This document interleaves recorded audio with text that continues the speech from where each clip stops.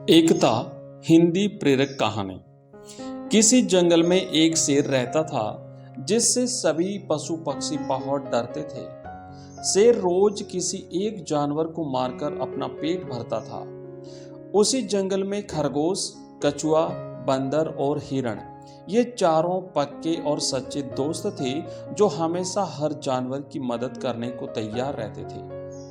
एक दिन एक भेड़िया उस जंगल में पहुंचा। रास्ते में उसे भालू मिला।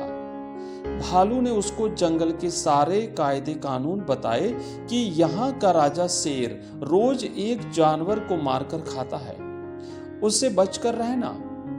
चालाक भेड़िए ने सोचा, शेर से मित्रता करके उसका हितैषी बनकर उसका दिल जीतना चाहिए, इससे मेरी जान तो बच जाएगी।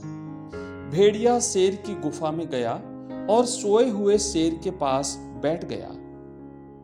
शेर नींद से जब जागा तो भेड़िए को खाने को उद्यत हुआ। भेड़िए ने कहा, महाराज, पशु लोक से पशु देवता ने आपकी सेवा के लिए मुझे भेजा है।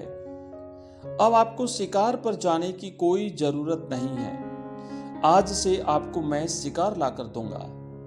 शेर ने भेड़िए की बात मान ली। भेड़िए ने जंगल में यह ढिंढोरा पिटवाया कि मैं पशु लोक से राजा शेर का सेवक बनकर आया हूं। प्रतिदिन जंगल के राजा की भूख मिटाने के लिए एक प्राणी मेरे साथ चलेगा।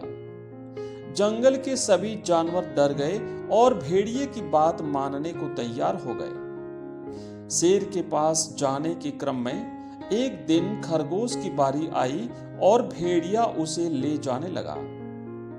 तभी वहां पर हिरण, बंदर और कछुआ भी आ पहुंचे और उसके साथ जाने की जिद करने लगे, क्योंकि चारों दोस्त थे। शेर के सामने पहुंचकर चारों ने बारी बारी अपनी बात शेर से कही। सबसे पहले खरगोश बोला, महाराज, आज मैं आपका भोजन हूं। कछुआ बोला, नहीं महाराज, आप अकेले खरगोश को नहीं खाइए, मुझे भी खाइए। तभी बंदर कहता है, महाराज, इन तीनों को छोड़ दीजिए, मैं बड़ा हूं, मुझे अपना भोजन बना लीजिए। इतने में हिरण बोल पड़ा, नहीं महाराज, इन तीनों को छोड़ दीजिए, मैं अकेला ही तीनों के बराबर हूं, इसलिए आप मुझे अपना शिकार बना लीजिए। भेड़िया यह सब सुन रहा था। उसने कहा, महाराज, देर ना करें, इन चारों की बातों में ना आए, एक झटके में इनको खत्म करके आप अपनी भूख मिटाएं। तभी शेर ने चारों को अपने पास बुलाया और कहा, मैं तुम्हारी सच्ची एकता, मित्रता और त्याग देखकर बहुत खुश हुआ। यह कहकर शेर ने उस भेड़िए को अपना शिकार बना दिया।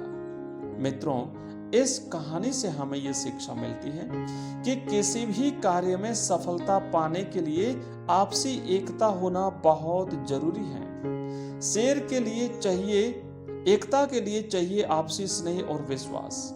स्नेह के आधार से ही सहयोगी बन पाते हैं। सहयोगी बनने के लिए अपने को मिटाना पड़ता है, अर्थात अपने पुराने संस्कारों को मिटाना होता है। इसीलिए आप हमेशा जरूरतमंदों की सहायता करते रहिए, तभी आप जीवन में खुश रह सकते हैं। आप सभी का बहुत बहुत धन्यवाद।